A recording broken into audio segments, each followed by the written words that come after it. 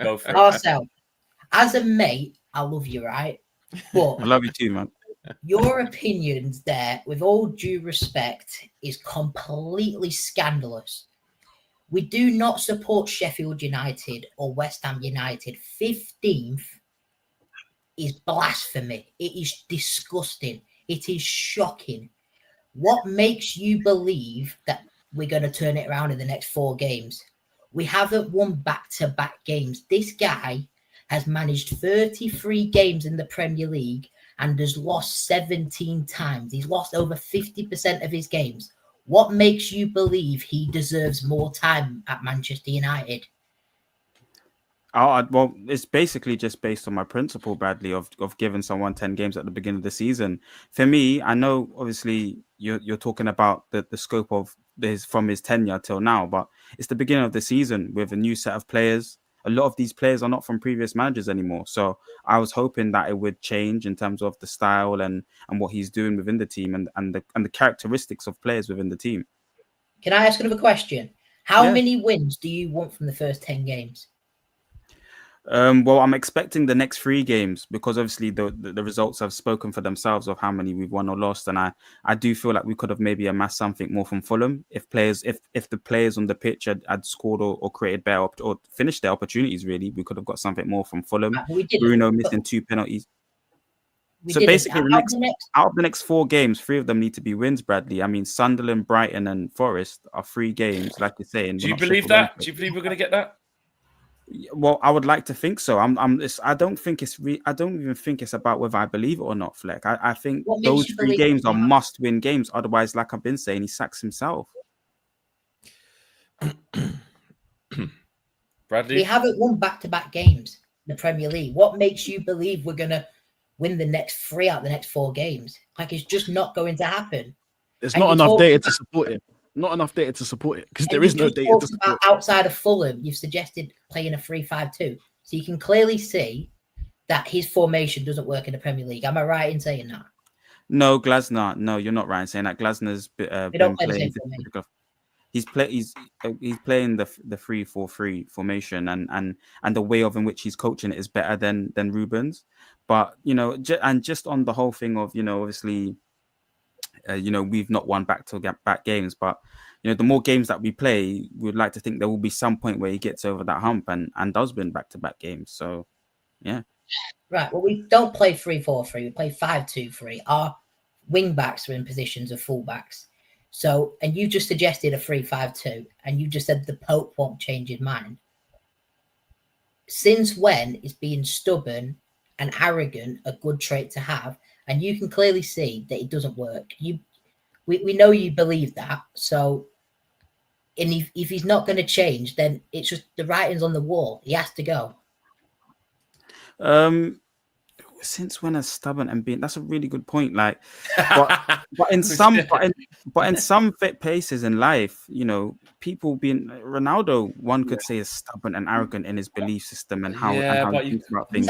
There's so many people that believe wholeheartedly on plan A. No, but he changed his game. He went from being a winger to evolving his game into a striker because he knew he lost a yard of pace, so he had to work on his movement and his anticipation so he could convert himself into a striker to have longevity in the game. The game is constantly evolving. To have one system and one idea in football is absolutely pathetic. Like, it's an excuse. No, I understand what you're saying. I think Ronaldo's mindset was that he was going to be stubborn in the belief of him being the best in the world, and he was going to maximize everything of his. Pardon? That's a good thing. You have to have the self-belief. But that's different to whether you evolve your tactics or your playing style.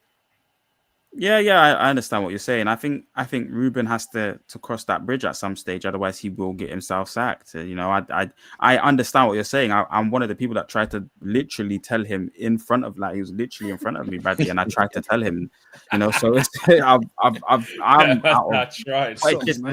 It's just I've got to a place where I have a principle of seeing 10 games and understanding the picture from there, and that's where I've decided to believe in for the team. Everybody here is going to support Man United for the rest of their lives, so nobody's bigger than the club. his day will come. The likes of Bruno as well. I think I'm at a space now, even though I love Bruno, I'm at a space now with Bruno. I think he should be sold, for the betterment of the football club. So, I'm just coming to terms with the fact that, okay, Ineos might not want to get rid of. I think even once it reaches November, Bradley and everyone else in the chat, like, I think they don't have to pay out the 12 million or so, like contractually, like after a year or so. I could be wrong in saying that, Fleck and everyone, but that's what the reports say. Yeah, that's what the reports are saying. So there could be an element of that as well, Brad. That's not a good financial decision, though, in my opinion, because if we leave it till November, we've got another 5 or 6 games. If you lose them 5 or 6 games, you could pretty much ruin another manager's opportunity of us getting into Europe, which is £100 million coming into the football club. What's 12 million compared to gaining an extra 100 million? Factually speaking, it's 4 games, the same 4 games that I'm speaking to in terms of making 10. Funny enough, Brad. So, the 4th game against Forest is on the 1st of November, and from my outlook currently is that there's 3 out of the next 4 that are reasonably winnable. So and that obviously is excluding Liverpool away. And then obviously the final game, the 4th game on the 1st of November, Brad's, is actually Forest away. That I'd like what Fleck was speaking to. Do I fully believe if we can win them? No, not completely or wholeheartedly, but I don't think it's about.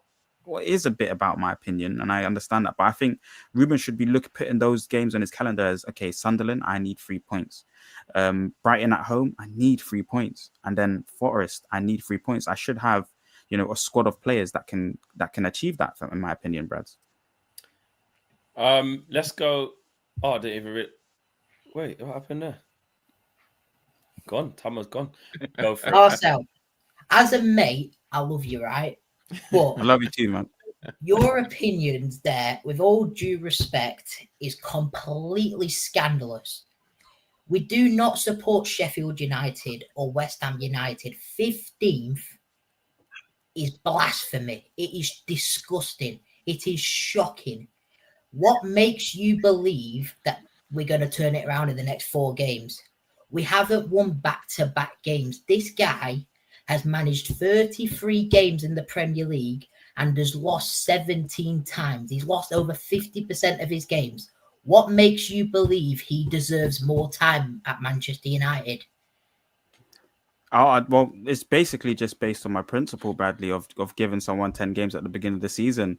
For me, I know obviously you're talking about the scope of this from his tenure till now, but it's the beginning of the season with a new set of players. A lot of these players are not from previous managers anymore. So I was hoping that it would change in terms of the style and what he's doing within the team.